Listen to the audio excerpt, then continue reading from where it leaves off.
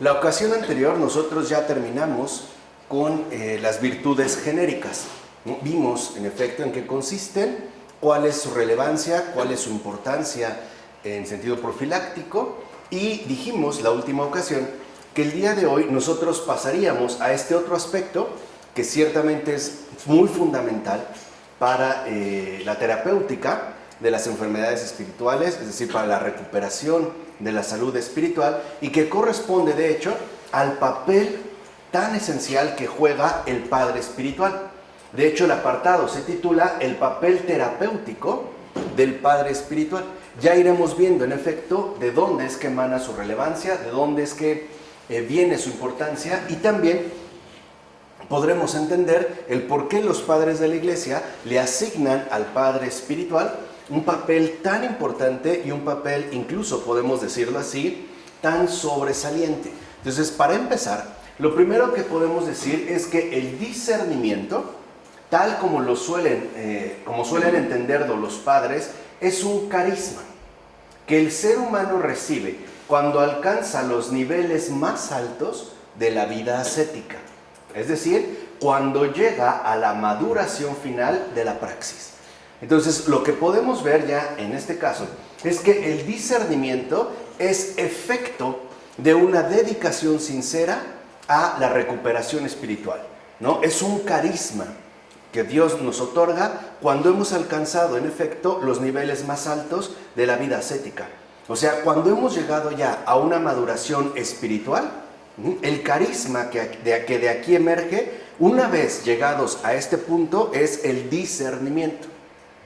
Solamente ahí. O sea, antes los padres van a considerar que en efecto no. De hecho, es a lo que estamos llegados a alcanzar en la medida en la que recorramos esta vía, ¿no?, de la praxis, o sea, de la vida ascética, y lleguemos por fin a sus más altos niveles. Ahora, en efecto, mientras que las pasiones subsisten en él, ¿no?, ya lo hemos mencionado, o sea, en el ser humano, en el grado que sea, dijimos, puede que sean explícitas o bien que estén como adormecidas, pero al final, ¿no?, se mantienen de una u otra manera, bajo una especie de latencia constante. Su juicio está falseado y su capacidad de discernimiento permanece alterada. Entonces, esto lo que significa es que mientras que las pasiones subsistan en el grado que sea en cada uno de nosotros, así sea en un mínimo, digámoslo así, grado, nuestro juicio va a estar falseado y nuestra capacidad de discernimiento permanecerá alterada. O sea que mientras no logremos superar la enfermedad que significan las pasiones, no seremos capaces de alcanzar este discernimiento. Y tampoco seremos capaces de enderezar o hacer recto nuestro juicio. No obstante, el ser humano, desde el inicio de su recorrido espiritual, debe poder hallar con seguridad su camino, evitar los peligros y las trampas que lo amenazan por todas partes y saber en cada momento lo que debe hacer para cumplir la voluntad de Dios. Eso es el discernimiento. El discernimiento implica estas tres dimensiones. Primero, que gracias a él podamos descubrir con seguridad cuál es el camino que debemos recorrer. Esa sería la primera dimensión. O sea, saber, digamos, ¿no?, hallar cuál es el camino que nosotros deberemos recorrer. Segundo, también gracias al discernimiento podremos evitar los peligros y las trampas que a lo largo de este camino tendremos que encontrar. O, digamos, todas las posibles amenazas que van a salir a nuestro encuentro.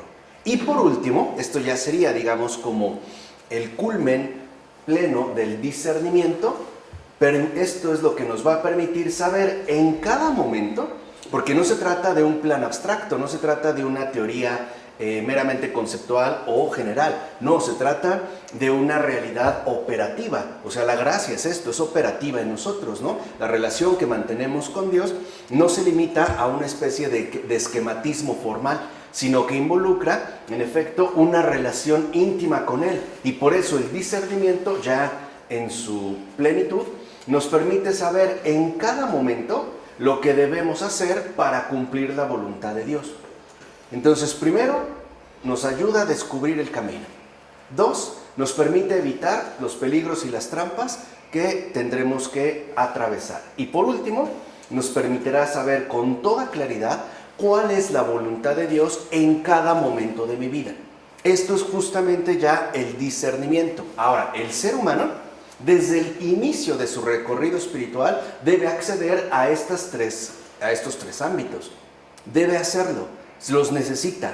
Si no los tiene, ¿cómo saber qué camino debe emprender? O cómo va a evitar los peligros y las trampas que siempre lo van a amenazar. Y más aún, ¿cómo puede saber con claridad cuál es la voluntad de Dios en su vida en particular? Y sobre todo en este momento particular de su propia existencia. Lo debe de saber. O sea, cuando nosotros iniciamos la recuperación, necesitamos saber y acceder a estas tres cosas. Como no lo podemos hacer por cuenta propia y no obstante nos resultan por demás necesarias, pues alguien nos lo tendrá que ofrecer. Ahí es donde se empieza a ver el papel tan importante que juega el Padre Espiritual, ¿no? Nos va a dar aquello que, por lo menos en el momento inicial, aún no tenemos. ¿Se entiende? O sea, desde ahí, digamos, se percibe el por qué es tan importante el Padre Espiritual. Muchos también le llaman guía. Ahora, además, el ser humano, desde el propio inicio de su camino espiritual, debe ser capaz de no extraviarse por senderos inciertos y engañosos, como es muy fácil que pueda ocurrir. Por ejemplo, hay personas que después de su conversión sienten una especie de entusiasmo acrecentado que los puede incluso desviar hacia senderos que no corresponderían necesariamente con la voluntad de Dios. De hecho, más bien podrían ser senderos inciertos y engañosos. O sea, debe pues desde el comienzo, y claro, puede hacerlo hasta cierto punto, aplicar la virtud de la prudencia, la cual se adquiere hasta cierto punto por la oración y la lectura atenta de las Santas Escrituras. Entonces veamos, si en nuestro camino espiritual nosotros nos dedicamos a la aplicación constante, ¿no?, esforzada de la prudencia, o sea, de la virtud de la prudencia, y además lo hacemos mediante el fortalecimiento que nos brinda la oración y la meditación, o sea, la lectura atenta de las Santas Escrituras, esto lo podremos conseguir, pero solo hasta un cierto punto. O sea que el discernimiento no es algo que uno adquiere a solas, no es pues un asunto privado, porque aunque podamos adquirir hasta cierto punto, ¿no?, esta capacidad de no extraviarnos por senderos inciertos y engañosos, no bastará para adquirir toda la luz que se necesita en el camino dificultoso de la praxis. O sea que siempre necesitamos un acompañamiento concreto. Por cuenta propia nunca lo vamos a poder realizar. Por mucho que nos dedicáramos a la lectura atenta de las Santas Escrituras, por mucho que nos apliquemos en la oración y en la aplicación de la virtud, no sería suficiente para poder adquirir todo lo necesario para poder transitar este camino por demás dificultoso de la praxis, o sea, de la purificación, ¿no?, de la recuperación de la salud. De hecho, el ser humano tiene necesidad de un guía experimentado que pueda suplir lo que todavía le falta a él de discernimiento. Ahí es donde ingresaría o ya se mostraría de una manera mucho más palpable la necesidad que todos tenemos de un guía experimentado que nos pueda ayudar con todas aquellas carencias que en efecto todavía tenemos. O sea, es a través de su experiencia como nosotros podremos también recorrer este camino, porque el camino es uno. O sea, el camino pues es el camino de la redención, es un camino. Pero el modo en el que este camino se va a realizar será diverso según cada persona. No obstante, hay puntos generales, o digamos más bien puntos muy específicos que pueden ser expresados a través de aquel que previamente ha hecho ya el recorrido, o sea, a través de un guía experimentado. Ahora, es este guía justamente lo que la tradición llama el Padre Espiritual, o bien el anciano. Por ejemplo, en los apotegmas del desierto, que no es más que una compilación que se hizo de la sabiduría de los padres del desierto, ¿no?, para provecho de todas las almas, por lo general no se habla de el Padre Espiritual o el guía espiritual. Por lo general se menciona al anciano. Entonces es este el papel que juega lo que en la tradición se conoce como padre espiritual. Quizá nosotros en Occidente hablamos más de guía, no es mi guía espiritual, o bien de anciano. Ahora, su papel no se limita a enseñar y dirigir.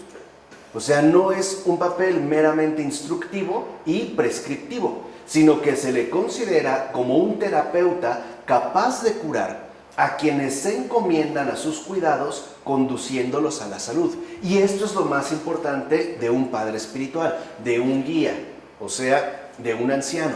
No solo que es capaz de brindarnos ciertas enseñanzas y ofrecernos al mismo tiempo un tipo particular de dirección, sino que el padre espiritual es, gracias a su, a su experiencia en el campo espiritual, es un terapeuta que sí es capaz de curar a quienes se encomiendan a sus cuidados y por ende es alguien que sabe guiar y acompañar a los que a él se encomiendan hacia la salud. O sea, no solo es alguien que brinda enseñanzas y dirección, sino es alguien pues que se involucra gracias a la experiencia que ha adquirido en la recuperación del enfermo, ¿no? En este caso de aquel que se acerca o que se encomienda a sus cuidados. Ahora, ciertamente, el ser humano, al comienzo del camino espiritual, sigue experimentando cierta reticencia y manifiesta incluso cierta resistencia a ponerse en manos de un padre espiritual. Eso es normal. Eso podemos decir que es muy común. O sea que se resiste a dejarse guiar y curar por él. Quisiéramos que la recuperación se hiciera, digamos, de modo individual, ¿no? Como que lleváramos el trabajo en solitario. Y lo primero que vamos a encontrar al comienzo del camino espiritual es justamente esta resistencia a dejarnos guiar por alguien más. E incluso no solo a dejarnos guiar, sino incluso a dejarnos curar por él. Especialmente, y esa es la causa, o sea, la causa de tal resistencia, de tal oposición, ¿no? De tal reticencia, es que si uno se encomienda a un padre espiritual, o sea, si uno realmente se deja guiar y curar por alguien más, esto implica revelarle toda su vida interior y manifestarle sus respectivas enfermedades. De otro modo, o sea, si yo me acerco a alguien para que me guíe espiritualmente, pero yo no le revelo toda mi vida interior y no le manifiesto todas sus respectivas enfermedades, el padre espiritual no tiene elementos para saber cómo conducir a este paciente a la curación. Y sabemos que abrirnos por completo ante otra persona sí puede causar cierto escozor o una profunda vergüenza. En síntesis, sí es bastante doloroso, porque estamos por demás habituados a movernos en el campo fácil de la exterioridad, ¿no? O sea, claro, por ejemplo, a veces puede ser que yo manifieste cierta actitud virtuosa, pero de fondo quizá no alcanzan a ver o no conocen por completo cuáles son mis pasiones, o sea, cuáles son mis enfermedades internas. O sea, por lo general, descubrirle a otro ser humano nuestro lado más oscuro, ¿no? Nuestros abismos tenebrosos, pues no es tarea fácil. Entonces es comprensible que en principio, o sea, al inicio de la vida espiritual, aquel que necesita guía se resista a que, a dejarse acompañar. Sobre todo porque dijimos, involucra abrirse por completo ante aquel a quien acude. Es más o menos lo que ocurre en una confesión. Si vamos a confesarnos, pues tenemos que decir todo como es. O sea, no solamente voy a decir una parte, y por eso nos puede dar hasta cierta vergüenza, pero tenemos que expresar, ¿no? Revelar todo lo que hemos hecho. O sea, ante el Padre Espiritual no podemos ocultar nada de lo que somos. ¿De acuerdo? Eso es lo que explica por qué se suele presentar este tipo de resistencia. Ahora, en cada uno de nosotros, como observa San Gregorio Nacianceno, la inteligencia y el egoísmo, así como nuestra incapacidad y nuestro rechazo a dejarnos vencer fácilmente, constituyen el mayor obstáculo a la virtud. Entonces, aquí podemos ver que el mayor obstáculo a la virtud, es decir, a la salud, a la recuperación, está constituido por aquello que nosotros mismos aportamos. En primer lugar, la inteligencia. Porque por muy enfermo que esté una persona, si tiene aún la mínima inteligencia para realizar cierto tipo de tretas, ¿no? Y darnos, como decimos, la vuelta. Vamos, en pocas palabras, hay personas que pueden utilizar la inteligencia para no ser completamente sinceros o mostrar una versión censurada, ¿no? De nuestra realidad interior. A esto también se añade el egoísmo, igual a nuestra incapacidad. Hay personas que de verdad les es muy difícil abrir el corazón, ¿no? Sinceramente. Y por último, este rechazo a dejarnos vencer fácilmente, sino que siempre queremos mantener como algo en pie en nosotros. Y esto lo hacemos por orgullo. O sea, puedo aceptar que sí, bueno, estoy enfermo, tengo estas enfermedades, vamos, que soy malo, pero no tan malo como realmente lo soy. O sea, me quedo siempre, ¿no?, con algo para mí. Ahora, y añade San Gregorio Nacianceno, una especie de movilización se desencadena contra todos aquellos que acuden en nuestra ayuda. Fíjense, o sea, cuando alguien busca ayuda, hay una especie de movilización que se desencadena contra ellos. De entrada, o sea, cuando una persona está ya pensando seriamente ir a hablar con un padre espiritual o con otra persona para que le ayude, de inmediato se desencadena una movilización terrible contra esa persona. Porque el objetivo es lograr que no lo haga. Sabemos que estamos hablando de las fuerzas adversas. ¿Por qué? Porque si lo hace, el enemigo sabe que está ya vencido. En cuanto esto se ponga a la luz, el Padre Espiritual sabrá cómo desbaratar todas sus jugarretas. Entonces se desencadena una movilización. Y continúa diciendo San Gregorio Nacianceno, todo el celo que había que poner para desvelar la enfermedad a los ojos de quien lo cura, o sea, todo el celo que debemos poner en ser sinceros, lo empleamos más bien para zafarnos del tratamiento. Por ejemplo, de entrada, ¿no?, en lugar de esforzarme y poner todo mi empeño en abrir por completo mi corazón, lo empleo para evitar el tratamiento. Por ejemplo, es que no me va a entender, es que él no me va a comprender, es que no tiene caso, es que no tiene remedio, es que yo soy así, etcétera, etcétera, etcétera. De hecho, dice San Gregorio Nacianceno, empleamos nuestro valor para perjudicarnos y nuestra ciencia para luchar contra la adquisición de nuestra salud. Esto lo que refleja es nuestro estado humanamente caído, es decir, enfermizo. Sí estamos enfermos, ontológicamente, no es una cuestión meramente psicológica, es una realidad manifiesta. Por ejemplo, cuando a veces nos tienen que colocar unas inyecciones debido a lo mejor a una infección muy fuerte y sabemos que es el remedio más idóneo, ¿cuánta fuerza ponemos en que no nos la pongan? O sea, en lugar de facilitar, ¿no?, el tratamiento, lo complicamos sobremanera, ya sea pateando, golpeando, gritando, ¿no?, o endureciendo el músculo, provocando que en lugar de un piquete sean 3 o 4, o quedándonos con la aguja adentro, ¿no?, toda doblada. O sea, en pocas palabras, no facilitamos las cosas, al contrario, las vamos a volver tremendamente complicadas. De hecho, esta movilización consiste en que, al parecer, ahora nos vamos a concentrar en oponernos a la adquisición de nuestra salud. Siempre vamos a tener peros. En lugar de apoyar, vamos a contrariar. No obstante, al creer, después de todas estas resistencias, que puede arreglárselas sin un padre espiritual, el ser humano se engaña a sí mismo. De hecho, en la vida espiritual no se puede vivir sin un acompañante experimentado, o sea, sin un anciano, ¿no?, según la tradición, sin un padre espiritual. La ayuda de un padre espiritual constituye una absoluta necesidad para aquel que en verdad desea alcanzar tanto la salud como el hecho de llegar al final del camino espiritual.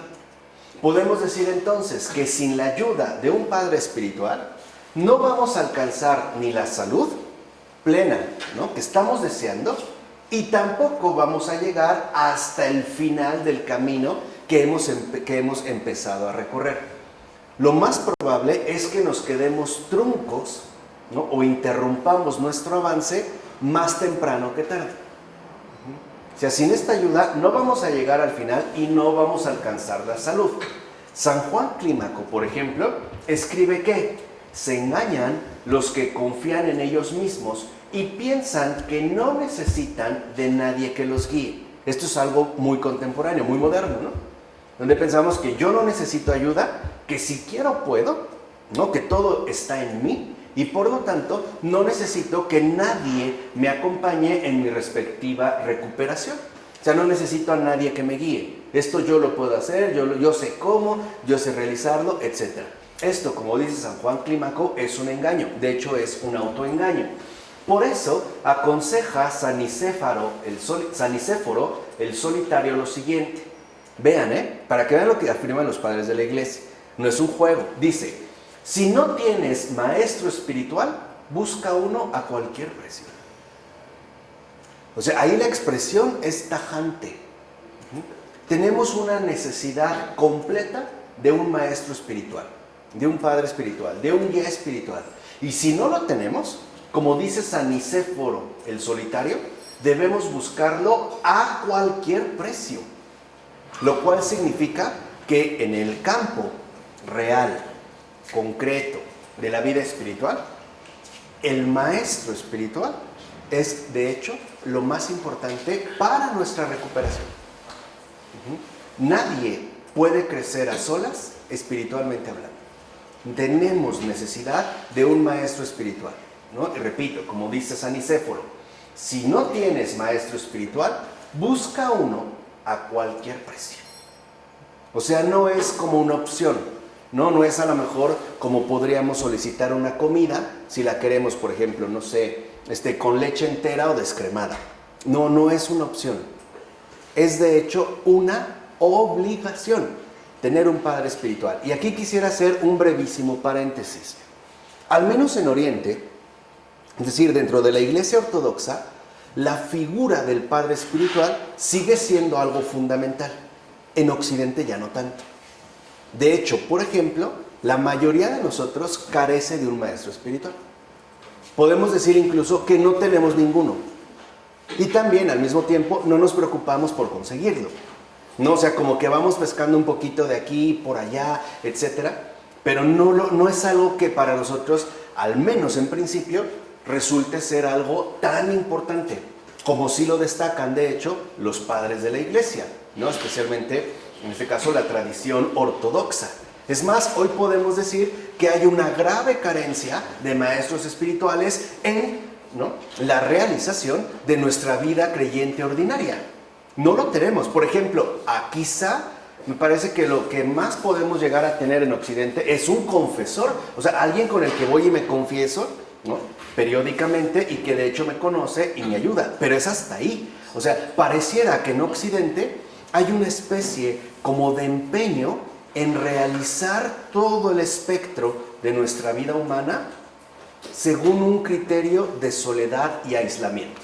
Claro, culturalmente esto remitiría al auge que obtuvo el individualismo, ¿no?, como rasgo característico de la modernidad a partir del siglo XVI, y cuyo impacto más fuerte, en efecto, ha recaído en Occidente. Esto es cierto. O sea, es una situación que también históricamente deberíamos de tener en cuenta. Por eso estudiamos a Charles Taylor. Por eso también vimos estos antecedentes reales, históricos, que han conducido a nuestra experiencia creyente a la situación en la cual se encuentra. Pero no creamos que porque ahí en medio nos la hemos llevado a solas, el maestro espiritual no es necesario. Es indispensable, o sea, vuelvo a repetir, como dice Nicéforo, si no se tiene, hay que conseguirlo a cualquier precio. Es más, estamos dispuestos a conseguir, por ejemplo, a cualquier precio, un boleto para un concierto de una celebridad famosa, o de un famoso de este mundo, o una entrada a tal premier, o qué sé yo. Aquí no. O sea, aquí realmente tiene que ver con el maestro espiritual. Ahora bien, La necesidad de dirección espiritual se basa, en primer lugar, en la dificultad que tiene el ser humano, tanto para conocerse a sí mismo, como para juzgarse adecuadamente. Ahí está nuestra primera gran dificultad. De hecho, por cuenta propia, no somos capaces de conocernos a nosotros mismos. Y al no alcanzar esta realidad de autoconocimiento, tampoco somos capaces de juzgarnos adecuadamente. Por ejemplo, es muy común estar como tambaleándonos entre situaciones límites. Por ejemplo, hay personas que dicen conocerse a sí mismas y descubrir que pues no son malas, o sea que más bien tienden a ser buenas, o algunas pensarán de sí que son muy buenas, pero también está la postura contraria. Hay quienes consideran que son muy malos, ¿no? Mientras a lo mejor unos incluso se pueden autodefinir como héroes más o menos reconocibles, otros se definen como monstruos terribles. ¿Entiendes? O sea, aquí ya ni siquiera seremos capaces de emitir un juicio adecuado sobre nosotros, debido a la incapacidad que tenemos para conocernos a nosotros mismos. ¿Por qué? Porque en principio carecemos de la plenitud de discernimiento que la vida espiritual tanto necesita. De hecho, yo sí estoy convencido que en la vida espiritual lo más importante es esto. En serio, de verdad. Yo sí soy y me declaro un fiel partidario del discernimiento. Creo que sin discernimiento, en serio, estamos pero perdidos, Sano juicio. Sano juicio. Así llevemos una vida extremadamente devota. Sin discernimiento podemos extraviarnos fácilmente. De hecho, para mí es como el pilar, ¿no? de la vida espiritual. Ahora, así pues, mientras el ser humano esté hundido todavía en el foso de las pasiones, su juicio está deformado. O sea, está incluso trastornado. Mientras nosotros no hemos alcanzado esa maduración del discernimiento que la vida espiritual requiere, nuestro juicio está todavía deformado. No está pues en condiciones de llevar a cabo de manera adecuada la función que de hecho le corresponde.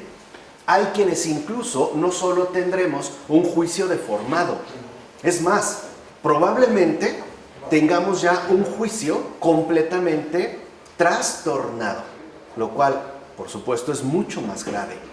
¿Cómo se puede ver la deformación o incluso el trastorno de nuestro respectivo juicio? Pues en nuestra forma de vivir. Ahí. Ahí. O sea, ahí podemos ver de manera muy concreta en qué condiciones es que se encuentra nuestro juicio. En pocas palabras, si es que nuestro juicio todavía está sometido a la tiranía de las pasiones, o sea, a la enfermedad, o por el contrario, nuestro juicio ya está en consonancia con la virtud y por ende con la salud. Ahora, vemos que sometido sobre todo al orgullo y a la xenodoxia. ¿Qué es la xenodoxia? ¿Ya se les olvidó? No, ya no se los voy a decir para que se les quite. Es la vanidad. Sometido sobre todo al orgullo y a la xenodoxia, el ser humano es, dirá San Basilio, rápido para ver el pecado del prójimo, pero lento para reconocer sus propias imperfecciones. Ahí está un juicio deformado. Les dije, o sea, se ve nuestra forma de vivir. Vamos a poner ejemplos muy concretos. Si llegas con alguien y antes de que te diga, ahora, ¿cómo está?, te dice, ¿y ahora por qué traes sucia la camisa? Esa persona tiene un juicio deformado. La deformación se ve en el hecho de que para esa persona, o más bien para su juicio, lo que destaca es lo malo. Lo bueno no se percibe. ¿Se entiende? El trastorno, por ejemplo, un juicio deformado, ve lo malo, ¿no? Digamos, le llama la atención lo malo. Lo bueno como que desaparece. Para un juicio trastornado, lo bueno nunca aparece. Todo resulta ser malo. Y siempre va a ser en relación con el prójimo. O sea, cuando nosotros, ¿no?, debido al orgullo y a la xenodoxia, es decir, a la vanidad, somos rápidos para ver el pecado del prójimo. Por ejemplo, oye, ¿ya viste lo que hizo? ¿Ya te enteraste? No, pues qué mal, no, mira qué hipócrita, mira no sé qué, mira no sé qué. Pero somos lentos e incluso podemos decir excesivamente lentos para reconocer las propias imperfecciones. Esto significa de manera clara, como nos enseña San Basilio, que nuestro juicio está deformado e incluso trastornado. O sea que estamos todavía atrapados en el foso, en el abismo de las pasiones. Y en particular de estas dos, el orgullo y la vanidad. Es más, Chesterton, apelando justo a esta situación, me parece que aún sin saberlo o sin asumirlo de una manera directa, va a reconocer lo siguiente. Número uno, él dice que el mundo moderno, no hablando de nuestro actual acontecer, dice algo muy bello, ¿no? Siguiendo esta línea, dice Chesterton, que de hecho ojalá ya pronto sea San Chesterton. Dice Chesterton, el mundo moderno está amargado no por el exceso de crítica, sino por la ausencia de autocrítica. Es lo mismo que decir que el mundo moderno está amargado porque tiene el juicio deformado.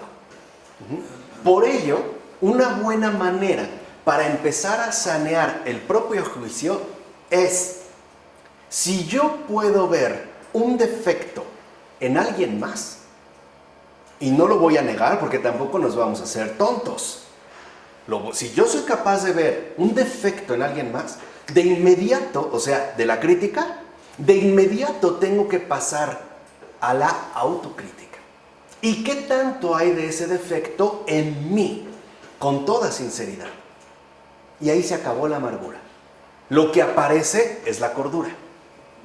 Que de hecho es ahorita lo que estoy trabajando, pero desde la literatura, ¿no? A ver si me lo publican ahí en el colegio, un ensayo. Pero eso es lo importante. O sea, sí, ok, no vamos a rechazar la crítica. Hay cuestiones que son palpables, pero no me queda la crítica.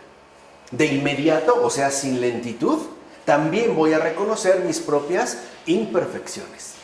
Y esto ayuda a que el juicio se vaya saneando. ¿Se entiende? O sea, entendemos ahora por qué Chesterton dijo esta gran verdad. El mundo moderno está amargado no por el exceso de crítica, sino por la ausencia de autocrítica. O sea, por un juicio deformado. Ahora, ciertamente, el conocimiento de uno mismo depende en gran parte del progreso espiritual alcanzado. Esto sí.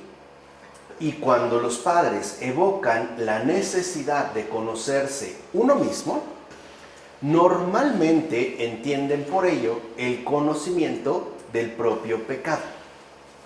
¿Vale? O sea, el reconocimiento de nuestras propias imperfecciones. Y lo hacen con vistas a sanear el juicio. ¿Qué es esto? El conocerse a uno mismo, ¿no? En transparencia. Por eso dirá Abad Zenón que el ser humano no debe confiar en sí mismo, ya que no puede socorrerse a sí mismo. ¿Por qué? Porque su juicio está trastornado. Entonces, de entrada, por ejemplo, los padres sostienen que no debemos confiar en nosotros mismos. Por ejemplo, en los pensamientos que elaboramos para poder solventar tal o cual debilidad en nosotros. Y no es porque nuestra naturaleza sea mala, es porque está corrompida. Y esto se observa desde el hecho de que somos incapaces de socorrernos a nosotros mismos. ¿Cuántas veces hacemos algo que en principio suponemos nos va a hacer bien? Y al final descubrimos que nos hizo mucho mal. Ahora, yo aquí sí quisiera añadir un aspecto fundamental.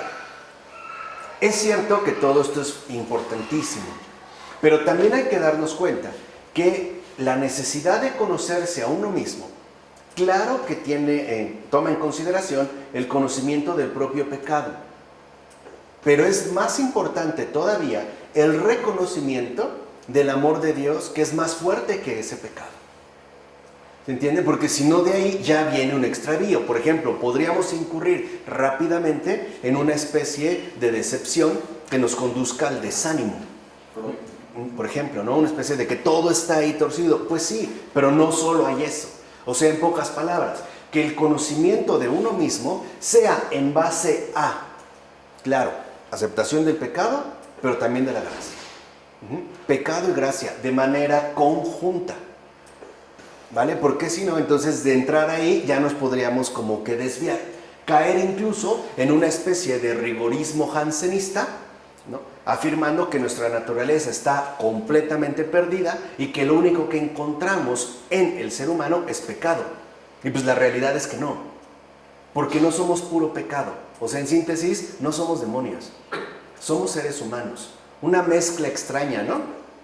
Si quieren verlo así, indigesta de gracia y pecado. Somos un cóctel, pero no somos pura gracia, no somos ángeles. Tampoco somos puro pecado, no somos demonios.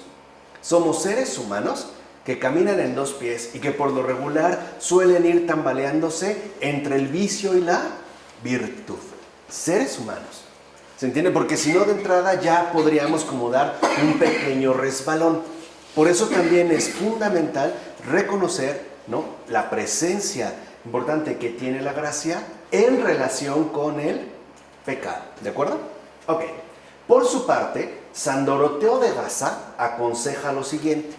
Dice San Doroteo: no confíes nunca en tu corazón, pues las antiguas pasiones lo han vuelto ciego, ya que, estando apasionados, no debemos fiarnos de nuestro propio corazón. Ya habíamos dicho que es el corazón en la tradición patrística. Pues una regla torcida vuelve torcido hasta lo que es recto. O sea, lo que está diciendo San Doroteo de Gaza es: mientras estés enfermo, no creas que tú te vas a curar a ti mismo, porque no estás en condiciones. Eso hasta lo vemos, por ejemplo, de manera muy evidente cuando atravesamos un periodo de enfermedad corporal. A veces ni siquiera nos podemos parar para ir al baño. Nos tienen que pasar, ¿no?, algo en que poder evacuar o orinar, qué sé yo. Incluso a veces no podemos ni tomar un líquido. Alguien nos lo tiene que pasar, alguien nos tiene que ayudar. ¿Por qué no lo hacemos? Pues porque no estamos en condiciones. Entonces lo que vemos es que esto quiere decir que si el ser humano sigue su propio juicio, no puede verse a sí mismo tal como es. Y es cierto. ¿Por qué? Porque nuestro juicio está a su vez fuertemente influenciado tanto por el orgullo como por la vanidad. Y esto al final lo que termina generando es una terrible desproporción, ¿no? Es lo que hace rato yo les comenté. O bien podemos suponer que ya la hice y que estoy siendo muy bueno, o por el contrario, incluso ya estoy como muy desesperado porque no veo otra cosa en mí más que pura maldad. Ambas cosas son incorrectas, ¿vale? O sea, para mirarnos a nosotros hay que mirarnos con los dos ojos, reconociendo lo que hay en nosotros, pecado y gracia, o si lo quieres ver así, trigo y cizaña. Y avanzar a partir de esta referencia. Además, tampoco será capaz de saber con seguridad qué vía debe seguir. Y en efecto, a veces lo experimentamos de manera frecuente. Ante una situación en la vida, ¿no?, que experimentamos, no sabemos qué hacer. Y como que por un instinto particular, buscamos por lo menos un mínimo consejo. Por ejemplo, a lo mejor yo estoy en tal dificultad y le hablo a Claudio: oye Claudio, mira, voy a hablar contigo, es que sabes que estoy pasando esto, pues no sé qué hacer. O sea, ¿qué es lo que esto manifiesta? Que mi juicio no está completamente aclarado, o sea que no está sano, sigue estando deformado, y por ello no tengo seguridad qué vía es la que debo seguir.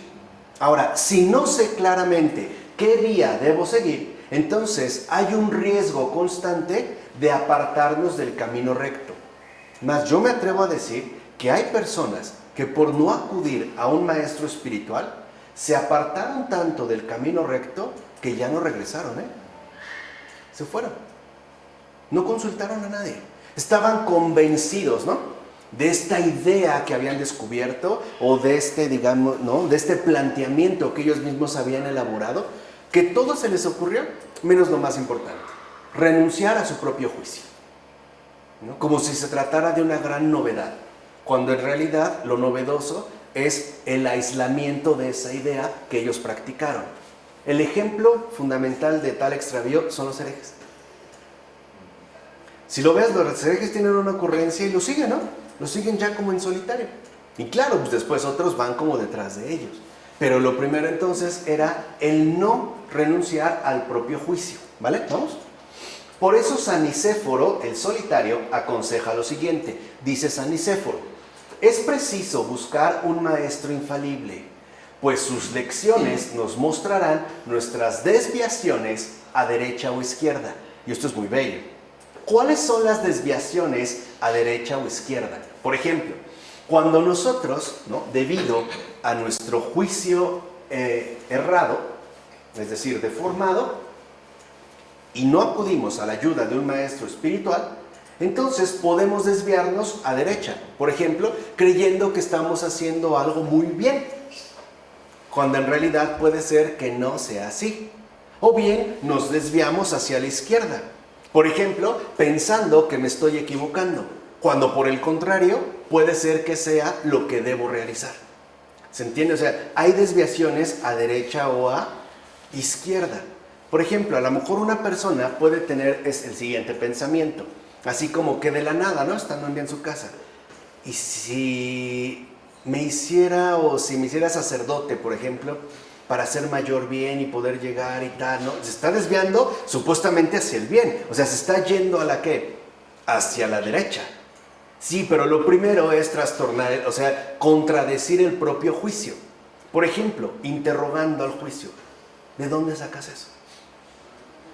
Si ustedes lo ven, ¿no?, cuando uno aprende la autocrítica, cuando uno aprende a autocuestionarse, incluso aprende a cuestionar a los demás, o sea, su juicio, veremos que las respuestas muestran lo falso de tal posicionamiento. Por ejemplo, alguien puede decir: no, pues se me ocurrió. Ah, pues ahí se ve. O sea, carece de un fundamento realmente objetivo. No es más que una simple ¿qué? Ocurrencia. Ahora, hay un criterio que puede ayudar mucho dentro de este recorrido para no desviarnos ni a izquierda ni a derecha. Y es el siguiente. Por lo regular, lo que Dios me pide, en principio no lo quiero hacer. No estoy dispuesto. Por lo menos no estoy tan dispuesto como debería. Por el contrario, lo que Dios no me pide, estoy más que dispuesto a realizarlo casi de inmediato. Hay una especie de contra en eso. O sea, Dios me dice sí y yo le digo no.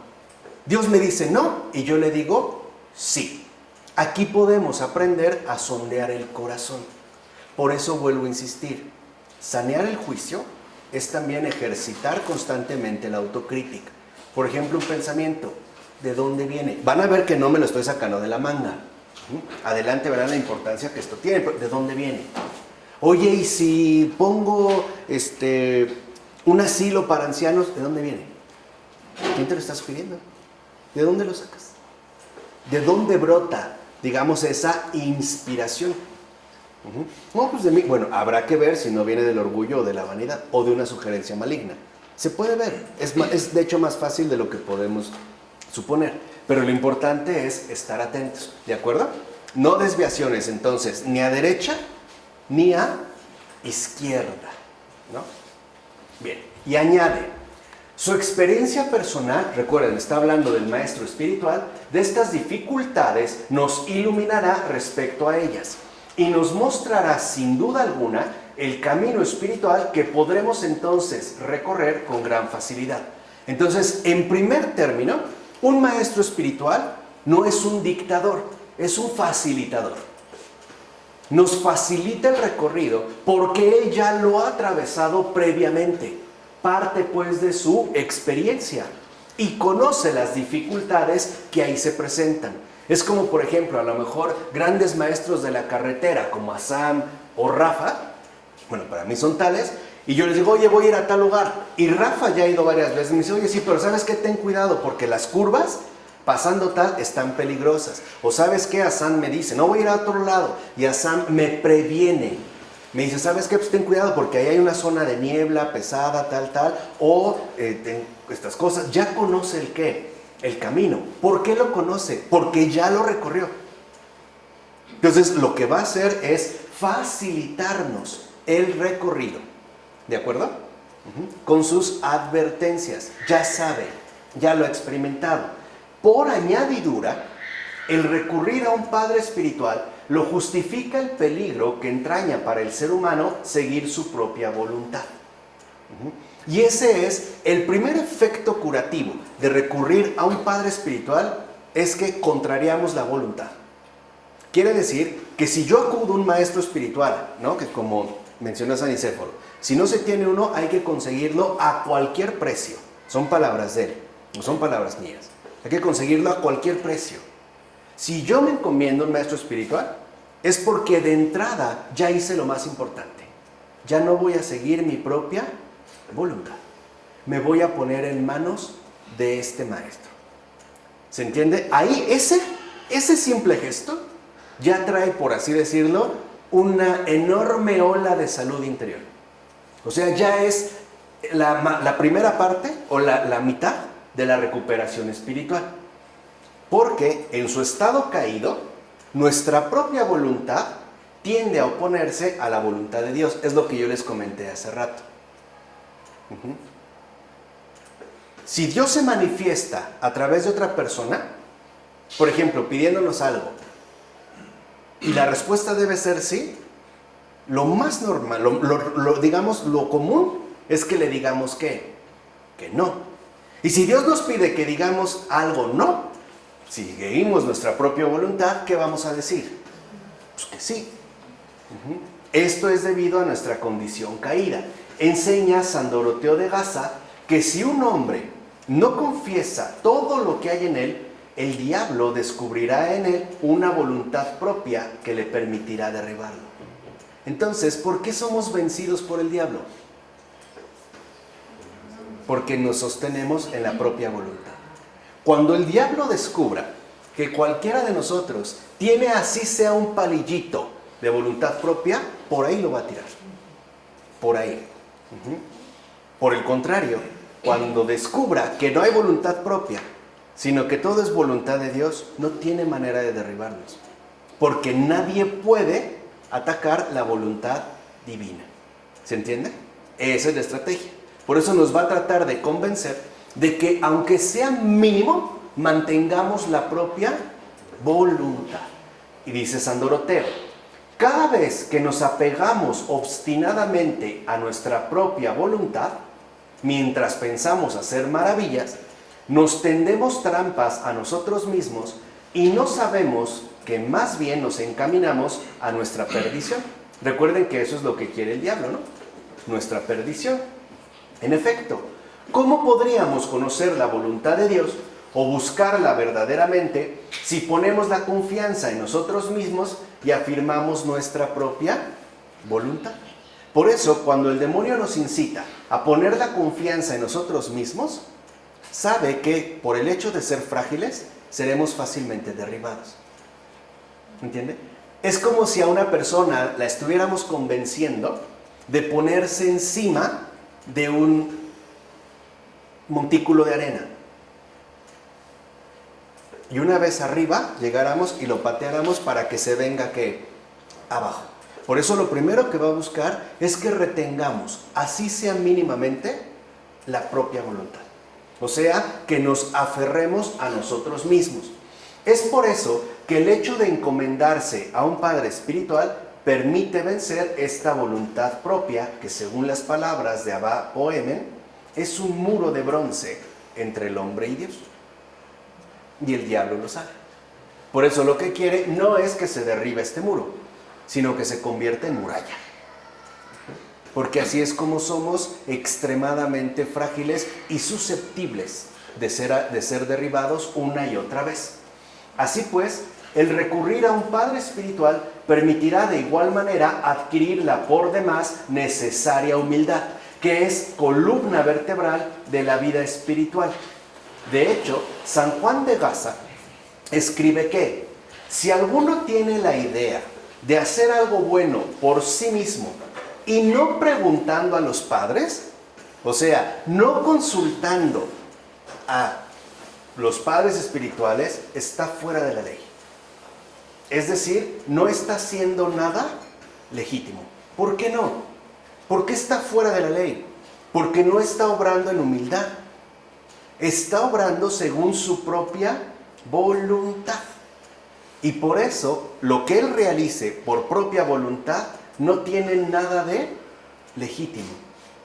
Eso, quien lo comprendió bien, por ejemplo, ahorita recuerdo, es San Pío de Pietrelcina. Él en una de sus cartas lo dijo: así tú construyeras 1 millón de hospitales y ayudaras a millones de personas, si no fue voluntad de Cristo, no sirvió de nada. Vean, eso es lo que está diciendo San Pío de Pietrelcina, el Padre Pío. O sea, aun cuando creamos que hemos hecho cosas grandiosas y efectivamente las hicimos, no tendrían nada de legítimo si lo que hemos obrado, aún bueno por sí mismo, no es según la voluntad de Dios. Carecería de legitimidad.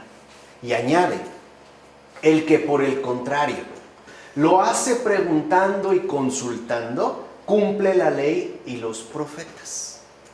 ¿Por qué se nos dio la ley y los profetas? Que esto es algo muy hermoso. Para que también aprendiéramos a consultar a Dios en todas las cosas. Y más en especial en nuestro respectivo obrar humano. Para eso. Dice, pues preguntar, fíjense, nada más que preguntar es signo de humildad. Por eso a veces a mí me preocupa cuando les digo, ¿tienen alguna pregunta? No. Yo no sé si son muy orgullosos, muy soberbios, o no me hicieron caso. Pero preguntar es signo de ¿qué? De humildad. Y el que pregunta es imitador de Cristo, que se humilló hasta convertirse en esclavo. En efecto, se dice que un hombre sin consejero es su propio enemigo. Eso es lo que quiere el diablo. Que terminemos convertidos en nuestros propios enemigos. ¿Cómo lo va a lograr? Al privarnos de un consejero. O sea, al echar, por así decirlo, ¿no?, fuera la humildad que necesitamos y poner en su lugar, ¿qué? La soberbia, el orgullo, la vanidad. ¿No? Dijimos, orgullo y xenodoxia. Por eso, el hecho de aceptar que uno tiene un maestro espiritual, un guía espiritual, ya es signo de humildad. Porque cuando uno lo tiene, sabe que por sí mismo no puede avanzar, se perdería. Eso es tener un maestro espiritual y eso es humildad. O sea, de entrada también es un ejercicio de ¿qué? De humildad, o sea, de doblegar la voluntad propia. No sé si a veces han tenido que tomar decisiones a solas y han sentido qué difíciles. ¿Cómo quisiéramos que alguien me pudiera decir con claridad si está bien o no está bien? Pero no consultamos. Quiere decir, como dijo San Juan de Gaza, no cumplimos la ley y los ¿qué? Y los profetas. Eso muestra que en realidad carecemos de ¿qué? De humildad. Porque creemos que ya lo sabemos todo y por lo tanto no necesitamos de alguien más. Asimismo, recurrir a un padre espiritual se impone al ser humano que quiere avanzar por la vía espiritual por 2 razones. Y eso es lo que nos van a enseñar los padres de la iglesia. Primera razón, a causa de la ignorancia que el ser humano caído se encuentra con respecto a las trampas y peligros que inevitablemente encontrará en su recorrido espiritual. La persona que inicia, ¿no?, este recorrido espiritual no tiene ni idea de lo que le espera. Y eso a veces lo hemos experimentado. Por ejemplo, vamos avanzando en una conversión y nos vemos sorprendidos por la forma en la cual están ocurriendo las cosas. No sabemos de hecho ni lo que nos espera. Esa es la primera razón. Y segunda, debido a la necesidad de conocer y dominar, es decir, aplicar los medios requeridos para poder enfrentarse a todos ellos. Todos. Desde los más ostentosos hasta los más disminuidos. Vamos a decirlo así. Desde los más groseros hasta los más sutiles. Entonces, primero, no sabemos lo que nos espera. Segunda, como es inevitable que nos salgan al encuentro, todas estas trampas, peligros, etc. Además, como es inevitable, repito, necesitamos aplicar todos los remedios para poder enfrentarnos con ellos. De otra manera, estamos ya perdidos. Por eso explica San Marcos el monje que es preciso que quien desea tomar su cruz y seguir a Cristo, se preocupe primero por adquirir la ciencia y la inteligencia mediante un examen de su propio pensamiento, preguntando a aquellos que tienen los mismos sentimientos sirviendo a Dios en conformidad de alma con nosotros y llevan a cabo el mismo combate, para que la ignorancia del destino o de los medios no nos haga caminar a oscuras ni marchar sin luz y sin lámpara. En síntesis, una persona que lleve una vida espiritual o que diga, al menos, ¿no?, intentar llevar una vida espiritual, pero lo hace sin un maestro, sin un guía, sin un padre, sin un anciano, está caminando sin luz y sin lámpara. Va a ciegas. Y por lo tanto va extremadamente vulnerable a ser entrampado de maneras que él probablemente ni siquiera sospecha. Hay personas que son entrampadas por la derecha, haciéndoles creer que están haciendo un gran bien, al grado de que en ningún momento ya se les ocurre preguntarse sinceramente qué tan bien está lo que están haciendo. O preguntar con sinceridad, ¿está bien así? ¿O el modo o no? Por el contrario, hay quienes son desviados por la izquierda. Por ejemplo, pensando que lo que están haciendo es un gran mal y tendrían que renunciar a hacerlo. O sea, dejar de hacerlo. Y tampoco se cuestionan, ni siquiera no indagan, como dice San Marcos el monje, para a los que ya conocen este camino y han realizado el mismo combate, ni siquiera se les ocurre ir a consultar. ¿No? Eso pasa hasta en las enfermedades actuales del cuerpo, ¿no? Hoy es bien frecuente la automedicación. Es como si supiéramos ya qué nos va a ayudar y qué no nos va a ayudar. Ah, pues tómate esto, tómate aquello, tómate esto, lo otro, y ya no necesitamos ir a preguntar a un médico, ¿no? Mucho menos a un maestro espiritual. Haciéndolo así, dirá San Marcos el monje, el combate se hará más ligero. O sea, si yo tengo un maestro espiritual, si acudo a él, si me pongo en sus manos, el combate se hará más ligero, más claramente identificable, si uno se atiene estrictamente a sus recomendaciones, dejándose guiar por ellos. Entonces, de entrada vemos que además de la humildad, lo voy avanzando un poquito, la segunda fase o el segundo elemento que configura la verdadera praxis, o sea, la vida ascética, es la obediencia. A muchos les cuesta, no lo hacen, ¿verdad? No lo hacen. Y ese es un grave problema.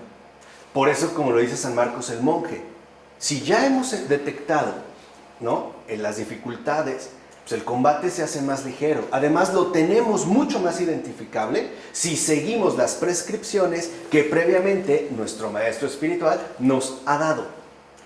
Y aparte, y dice estrictamente, no a medias. Si, por ejemplo, a mí me dijeron, te vas a tomar 5 gotas de limón, son 5 gotas, no es medio limón. Pues, total, no me va a hacer daño, ¿no? Pues, ay, total, no es limón, no, está muy ácido. Mejor toronja. No es toronja. Son 5 gotas. No, pero 5 me va a arder el estómago. Mejor 2. No. 5 gotas de limón. Se acabó. ¿Se entiende? Esto es también lo que nos cuesta muchísimo trabajo. Pues el que vive solo, o sea, sin acompañamiento de un maestro espiritual, vive en idiorritmia. Apréndase ya esta nueva palabra y no la olviden. El que vive solo vive en idiorritmia. Fíjense, ¿qué es la idiorritmia? Quien practica la idiorritmia conduce su vida a su manera y camina desprovisto de ciencia evangélica, de discernimiento y de dirección espiritual. La mayoría de los creyentes, al menos en Occidente, padecemos idiorritmia. Casi todos, me atrevo a decir. Casi todos. Porque conducimos nuestra vida a nuestra manera, como se nos ocurre, como mejor la concebimos, ¿no? Caminamos desprovistos de ciencia evangélica. Obviamente no hemos adquirido el discernimiento porque carecemos de dirección espiritual.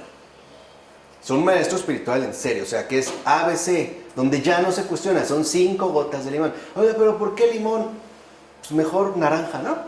Limón, punto. Porque lo que más trabajo a nosotros nos cuesta es seguir o atenernos estrictamente a estos consejos. Esto es idiorritmia. Hay matrimonios que también la padecen, no la superan. Cada quien lleva su vida a su manera. Carecen de ciencia matrimonial, carecen de discernimiento matrimonial y carecen de dirección espiritual en el matrimonio. Cada quien por su lado, aun cuando vivan juntos. También es común. Ahora, en efecto, el que vive en idiorritmia, ya sabemos qué es, ¿verdad? Sin control o con gente sin experiencia en el combate espiritual, eso también es bien común, corre un grave peligro. De hecho, se deja engañar por la diversidad de formas de la guerra. Porque las maquinaciones y las acechanzas del mal son numerosas y variadas las trampas que el enemigo tiende por todas partes. Por eso hay que hacer el mayor esfuerzo por frecuentar a hombres espirituales. Frecuentarlos y conversar con ellos a menudo. Fíjense, o sea, estar cerca de ellos y platicar. ¿A fin de qué?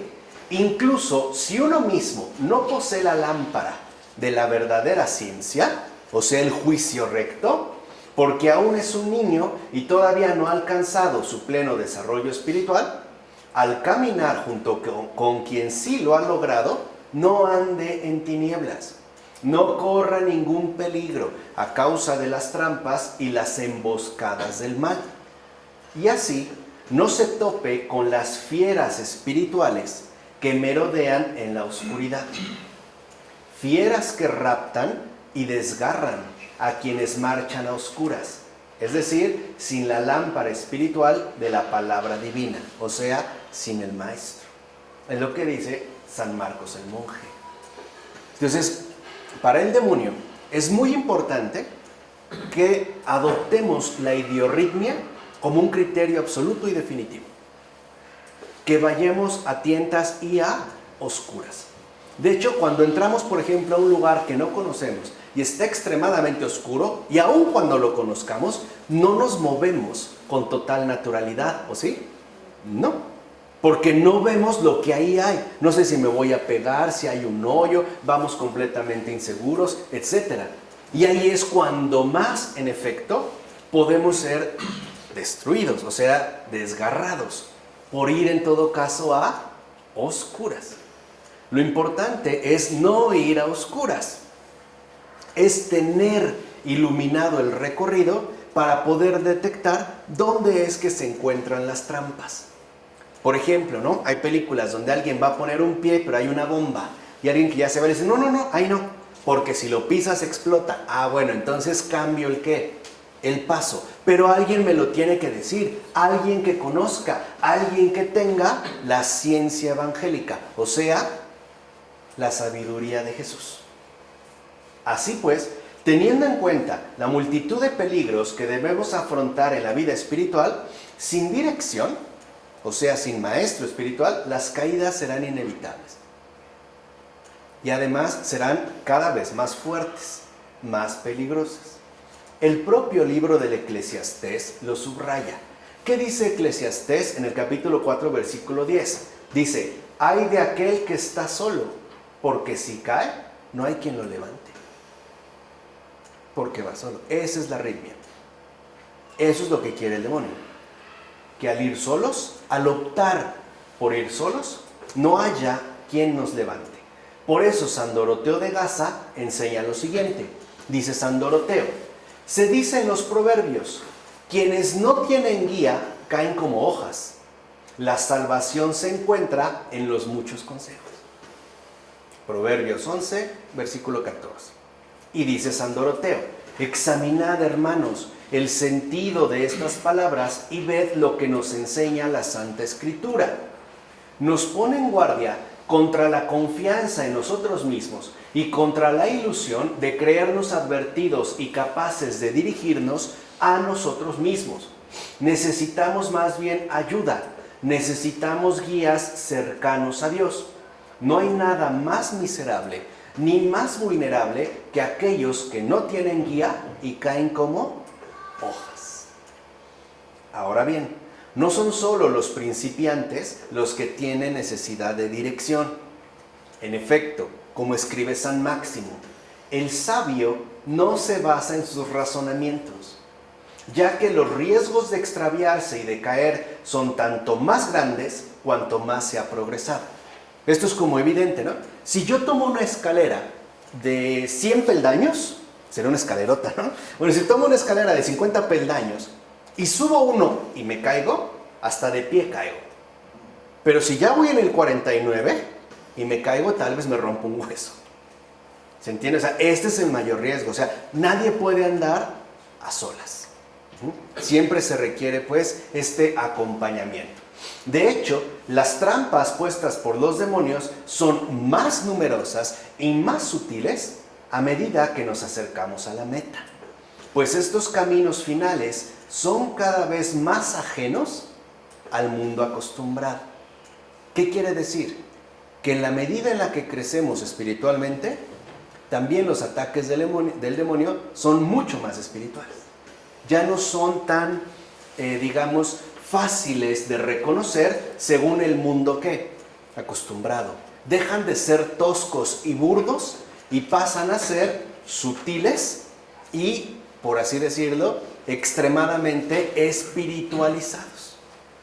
Por ejemplo, hay una tentación muy fuerte que ya está como en los peldaños elevados, que consiste en la tentación de creer que se puede todavía hacer un bien mayor, que podríamos hacer otra cosa todavía mejor. Es decir, en ese caso el demonio ya no nos tienta con el mal, ya no, eso es parte del mundo que acostumbrado, y lo vemos, ¿no? Es grosero, ¿no? Ya en estas alturas, ¿no? Digamos, ya a estas alturas, ¿no? La tentación es con respecto al bien. Y ahí es donde se puede descubrir su extremada sutileza. Por ejemplo, a una persona, en una ocasión, el demonio le sugirió lo siguiente: ¿por qué no te haces sacerdote? Mira, ni la Virgen toca el cuerpo de Cristo. Tú sí podrías. Además, al tenerlo entre tus manos, lo podrías llevar a multitud de personas que tanto lo necesitan. ¿Qué hay de malo en eso? En sí, nada. ¿Dónde estaba el engaño? En la primera parte. Ni la Virgen lo hace. Tú sí, tú puedes ser un privilegiado. ¿Qué estaba tratando de excitar? La vanidad. Y al final, ¿el qué? El orgullo. ¿A poco se capta de inmediato el problema? No. Hay algo así es a lo que estoy hablando. ¿Vale?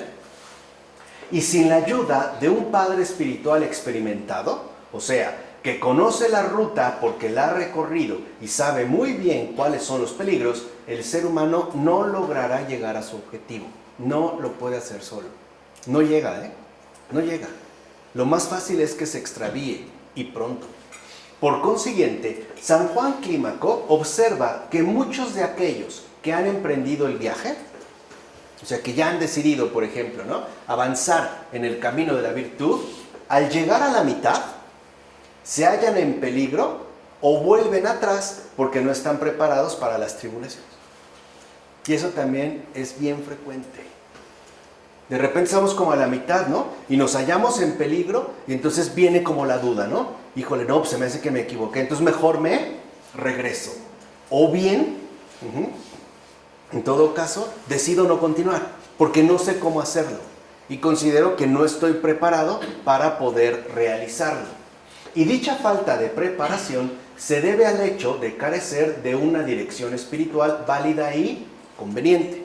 Como explica San Juan Casiano, si queremos alcanzar la auténtica perfección en la virtud, tenemos que obedecer a estos maestros y guías, que lejos de soñarla en discusiones huecas, ¿no?, en palabrerías vanas, la han experimentado realmente y pueden enseñárnosla, dirigiéndonos por el camino más seguro. Entonces lo que cuenta no son sus discusiones, no son sus teorías, es su experiencia, es su testimonio de vida. De hecho, el Señor no muestra a nadie el camino más seguro si teniendo junto a Él de quién aprender, desprecia la doctrina de los ancianos y su regla de vida y no hace caso de sus palabras, que sin embargo deberían observarse celosamente. Dicho de otra manera, si alguien desprecia, ¿no?, a quien tiene junto a él, o sea, tiene de quién aprender, y no se lo toma en serio, el Señor no le muestra el camino más seguro. ¿Por qué? Porque está despreciando al prójimo. Porque de fondo está manifestando una actitud de desprecio, de desdén hacia este otro ser humano que en todo caso considerará es menor o está por debajo de él, que no es digno de enseñarle. Él quiere tener trato directo con el Altísimo, ¿no? Es esta típica actitud de alguien que a lo mejor tuvo un inconveniente en un restaurante y le habla al mesero, ¿no? Pero le habla al mesero para pedirle por el gerente. Pues es tanto como decir, tú no me importas, ¿dónde está el gerente, no? Yo no hablo contigo, yo quiero hablar con él, gerente. De eso está hablando en este caso. O sea, si el Señor nos ha dado a los ancianos, vamos, si tenemos a tantos santos, y tenemos a tantos padres de la iglesia, y no les hacemos caso, no nos va a mostrar el camino más seguro. Porque de fondo todavía ahí hay un orgullo que despreciará a este que supuestamente está mucho más avanzado en términos espirituales que yo. O que considero que en definitiva no está como a mi altura. Ahora, el anciano, como hemos dicho, es considerado un padre espiritual. Veamos. Lo cual quiere decir que sus relaciones con aquel a quien guía no son las de un maestro con su discípulo. No le está enseñando matemáticas. No es que le va a enseñar el algoritmo de tal, o álgebra, o ni siquiera filosofía. No, sino que son las relaciones propias de un padre con su hijo. No es una relación maestro-discípulo. Es una relación padre-hijo. Por supuesto, el arquetipo de tal relación, o sea, del maestro espiritual, es la que asume el Padre Celestial con los seres humanos.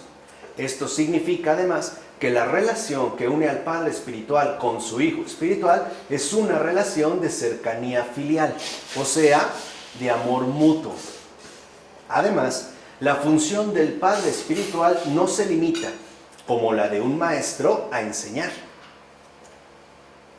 Esto prácticamente cualquiera lo puede hacer. Alguien puede enseñar lo que sea, así sea cocinar un platillo. No es esto, sino que tiene el propósito de engendrar espiritualmente a su Hijo. Entonces, el Padre espiritual no se va a limitar a enseñar como un maestro, sino que el Padre espiritual se va a concentrar en engendrar al nuevo Adán. Es decir, hacer de un ser humano un cristiano. Esto es engendrarlo espiritualmente. Por eso es su Hijo. ¿Se entiende? Por eso es una relación filial, es decir, de amor mutuo. Este se acerca al Padre para que éste lo engendre en base a la nueva vida. O sea, lo va a hacer nacer de nuevo según el Espíritu. Ahora, nacimiento que remite a ese nacer de lo alto que conduce a la estatura del hombre adulto en Cristo, tal y como lo indica el apóstol Pablo. Por ejemplo, en la carta a los Gálatas, capítulo 4, versículo 19, dice Pablo: hijos míos, por los que siento de nuevo dolores de parto, hasta que Cristo se forme en vosotros. O sea que Pablo fue un padre espiritual, porque engendró a sus respectivos hijos. Y además, vean, los engendró no sin dolores que de parto, o sea, es real. Al vencer las resistencias, al ver quizá, duele, ¿no? Como a lo mejor a los padres duele ver el camino que a veces deciden adoptar los hijos. Uno ya no pasa indiferente, ¿no? Duele, porque hemos estado ahí presentes. Entonces, por consiguiente, puede decirse que la función del padre espiritual no es meramente especulativa, ¿no?, o doctrinaria, sino que es realmente operativa. La función del padre espiritual es que seamos engendrados en el Espíritu, según el Espíritu, ya no según una mera doctrina o una instrucción especulativa. Y este papel activo se manifiesta de igual modo en los cuidados concretos que proporciona a su hijo espiritual que acude a él en tanto enfermo para obtener la curación. O sea, también el padre le va a brindar, el padre espiritual, ciertos cuidados concretos. Por ejemplo, a unos le puede recomendar comer y comer mucho. A otros les va a recomendar no comer, incluso no comer nada. Dependerá. No es una receta, ¿no? Ciertamente, si el padre espiritual es un guía, no lo es a base de dar indicaciones abstractas o simples enseñanzas especulativas. No es eso. En todo caso, es un guía porque no muestra el camino en un mapa, sino que recorre el camino en compañía de su hijo, llevándolo sobre sus hombros y ayudándolo de manera concreta a no apartarse de la vía recta por medio de ayudarle a discernir y a franquear los obstáculos hasta que finalmente pueda llegar a recorrer el camino en sus diferentes etapas. Es un acompañamiento, pues, es una presencia viva. Así pues, los padres equiparan a menudo el ejercicio de la paternidad espiritual con una medicina de las almas ciertamente análoga a la medicina de los cuerpos. Por eso es frecuente que en los textos ascéticos también se denomine al padre espiritual médico espiritual. San Atanasio de Alejandría por eso afirma que San Antonio, o sea, San Antonio el Grande, San Antonio Abad, fue verdaderamente dado como médico a Egipto. Y San Amonas afirma en sentido más general que a los padres del desierto Dios los envió en medio de los hombres en posesión de todas las virtudes para que curaran sus enfermedades. Ahí está, digamos, una clave central. ¿Para qué está el padre espiritual? ¿Para presumir de su altura? ¿No? Para curar. Para ayudar a todo ser humano, es decir, para que el Padre, a través de la dotación que el Señor le ha concedido, cure las enfermedades de toda persona. Y no solo algunas, sino que las cure todas. Por su parte, San Juan Crisóstomo observa que el monje experimentado, es decir, el Padre espiritual, llegará a curar completamente a quien acude a él. Por eso el demonio no quiere que acudamos al Padre espiritual. Porque en cuanto acudamos a él, llegaremos a curar completamente. O sea, no es de que nada más de esto o aquello, no. Realmente se llevará a cabo una curación completa. Y San Juan Clímaco incluso afirma que los enfermos recibirán de la providencia de Dios y de sus médicos espirituales el remedio por demás eficaz.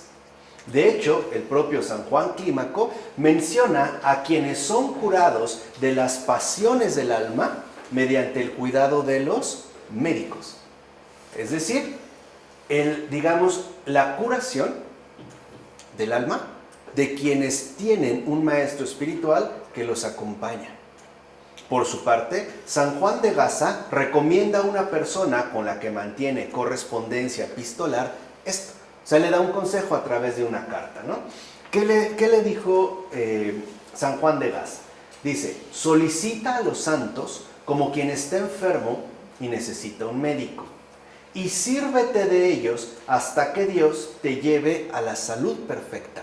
Para eso están los padres espirituales. Para llevarnos hasta la salud perfecta. San Gregorio Nacianceno habla de los sacerdotes que ejercen de padres espirituales como de aquellos a quienes ha sido confiado el ejercicio de la medicina, cosa que al parecer a nuestros sacerdotes se les ha olvidado.